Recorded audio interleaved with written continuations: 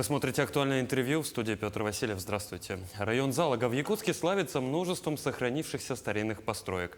Некоторым домам исполнилось более 200 лет. Какие меры предпринимаются по сохранению памятников архитектуры? Об этом и не только расскажет гость студии Николай Макаров, руководитель Департамента Республики Саха-Якутия по охране объектов культурного наследия. Николай Афанасьевич, здравствуйте. Здравствуйте. Ну, давайте начнем с того, какие новые и ценные исторические объекты в республике удалось внести в реестр памятников. Взятие под охрану объектов культурного наследия, потенциальных памяти архитектуры, сакральных священных мест – это одно из направлений нашей работы.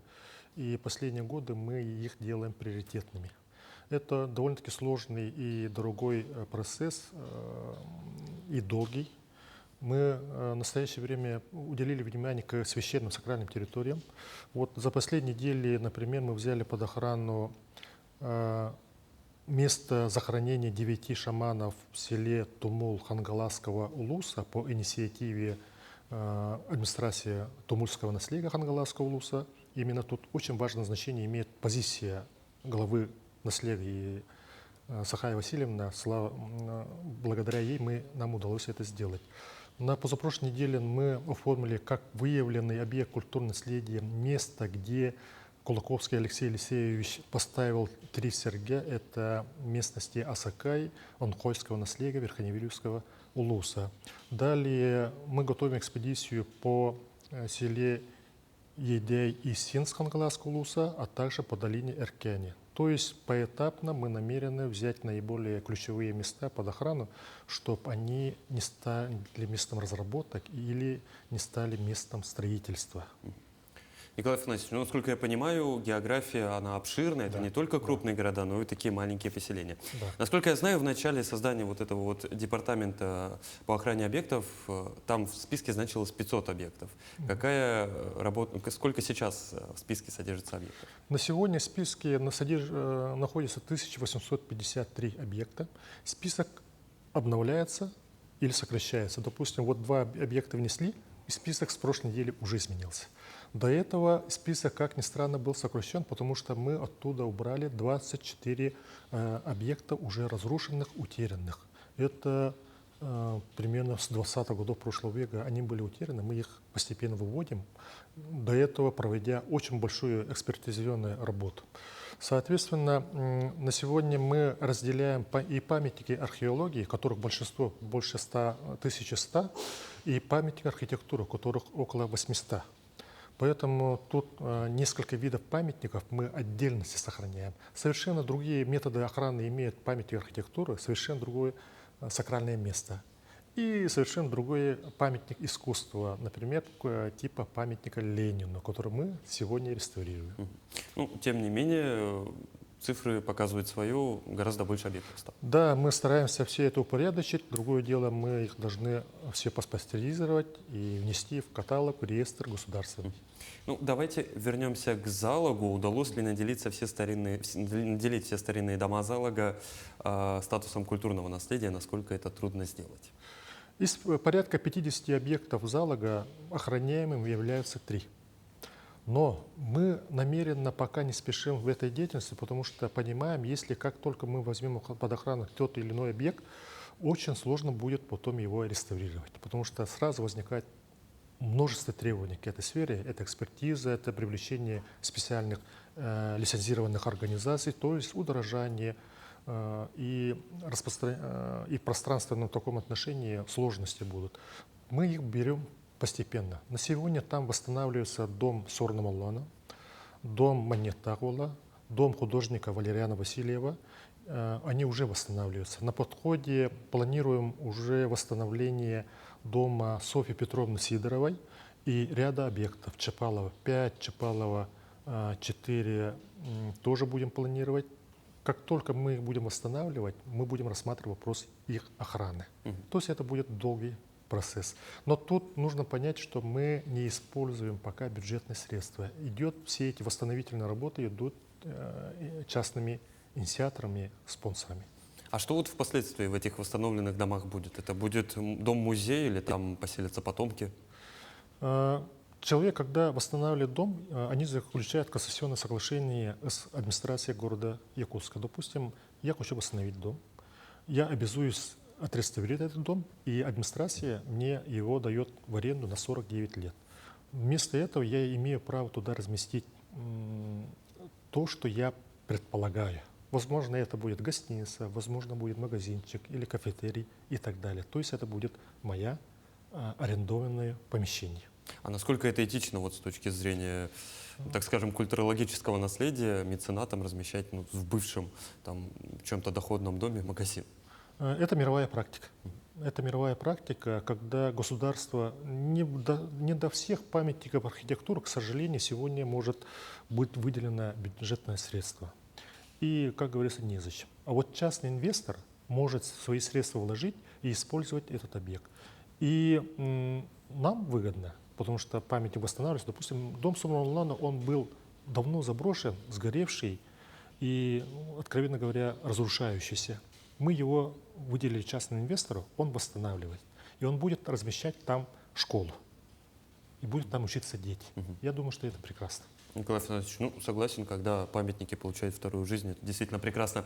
А какие еще мероприятия, какие масштабные реставрационные работы проводились в этом году? Мы начали в этом году одну из самых масштабных реставрационных работ в доме Серго Орджоникидзе. Это памятник федерального значения в городе Покровске Хангаласского улуса. И почему много внимания уделили этому объекту? Потому что мы надеемся, если мы хорошо справимся с этим объектом, мы вводим партийную программу восстановления деревянного зодчества России. Соответственно, у нас будут возможность восстанавливать постепенно ряд наших объектов. Например, в следующем я смотрю, предполагаю, что мы будем уделять большое внимание шахте Шергина, тоже федеральному памятнику. Мы сейчас обширное мероприятие стараемся провести по защите сакральных мест при помощи, в том числе, Алроса, имеет свои проекты, проведение археологических раскопок. И, естественно, мы параллельно проводим политику по позиционированию нашей республики как одного из центров восстановительных работ. То есть с этой целью мы в начале сентября будем проводить форум общественности Сибири и Дальнего Востока, где пригласим всех наших коллег с двух федеральных округов, и они увидят, чем мы занимаемся, и уже мы их будем использовать как наш опыт. А в следующем году уже ставится вопрос проведения съезда органов охраны культурного наследия. Это уже высшая точка, когда все собираются, и высший орган, когда, надеюсь, что если правительство нас поддержит, республики, мы соберем около 400-450 всех реставраторов, всех экспертов со всей России. Николай Афанасьевич, вот вы затронули грядущий форум. На ваш взгляд, какую самую удачную практику республика может предложить другим регионам вот, в части восстановления культурного наследия? И что вы бы хотели позаимствовать у других регионов? Однозначно проект «Сохраним памятники». Аналога такого ни один регион пока не создал, хотя многие уже стараются, очень многие у нас взяли опыт. Вот сегодня с утра я получил письмо коллеги из Хабаровска, он просит нас поделиться с этим опытом, чтобы перенять в Хабаровске. Этот проект, начатый самим Арсением Сергеевичем, на сегодня является передовым, самым передовым. А взамен этого, например, я бы очень хотел получить опыт защиты сакральных мест. Допустим, мы признаем, что впереди нас находится Ханты-Мансийский автономный округ, Республика Бурятия. Думаю, что коллеги сюда приедут и поделятся опытом, и непременно их опыт мы будем использовать в нашем деле. Николай Афанасьевич, а вот мы с вами сегодня много говорим про Якутск, а как насчет других крупных городов нашей республики, допустим, Алдана, Нерюнгри, Мирного, там же тоже это же старые города с большой историей. За все эти годы, скажем, последние 5 лет, если посмотреть, то, как мне кажется, меньше всего памятник было восстановлено в Якутске именно. Восстанавливается, но по сравнению, допустим, с Хангаласским улусом, Татинским улусом, Амгинским улусом, чуть меньше все-таки. Допустим, там проводилась масштабная работа. В Амгинском улусе, допустим, построен на сегодня целый этнокомплекс Сагалсыгы. В Татинском улусе Черкесский музей около десятка объектов восстановил за эти годы именно общественными инициаторами. По Алдану на сегодня мы провели в прошлом месяце обширную экспедицию, чтобы сохранить именно их наскальные рисунки. По Ленску там восстанавливается один из самых крупных памятников Великой Отечественной войны. На днях мы его откроем. В Нерюнгри пока, к сожалению, я промолчу, потому что только планирую. Мгм. Вы ранее говорили о нехватке квалифицированных экспертов вот, по оценке памятников культуры. Что изменилось в этом направлении? На сегодня в республике, если года 5 назад у нас была только одна организация, которая не имела опыта и не имела возможности проектировать, на сегодня таких организаций 5. Два из которых, ООО «Вертекс» и дизайн-студия «Уран», занимаются постоянно в профессиональном таком ключе. То есть на сегодня мы имеем возможность восстанавливать и проектировать все памятники вне зависимости от их вида. Они различаются на деревянные, каменные, железные и так далее. То есть республиканские компании могут все это делать сами. И плюс к этому наши эксперты могут проводить всю работу по экспертизе, то есть археологическую и так далее, памятную архитектуру. Оказывается, не все республики и регионы имеют таких экспертов. Я недооценил, допустим, в прошлом году я с удивлением узнал, что в Республике Алтай своих экспертов фактически нет. Но их количество постепенно увеличивается, но не в таком скоростном режиме, как бы я хотел, потому что мы бы очень хотели, чтобы экспертизу в республике проводили наши эксперты якутские. На сегодня мы очень много встречаем, допустим, московских экспертов и так далее. Николай Афанасьевич, ну вот вкратце, какую работу еще предстоит выполнить до конца этого года, помимо вот масштабных, допустим, раскопок на Чернышевском? Мы в этом месяце собираемся открыть вот упомянутую мной площадь поселка Витим, объект культурного наследия. Еще один объект, дом Савы Егорова, собираемся открыть в селе Титары у Салданского улуса. Хотим в сентябре поставить коробку дома музея Сергоджинкидзе в Хангаласском улусе, провести форум, ну и провести ряд экспедиций по Эркяне, по селам Юдей и Синск, чтобы наметить дальнейшую работу по защите их сакральных мест.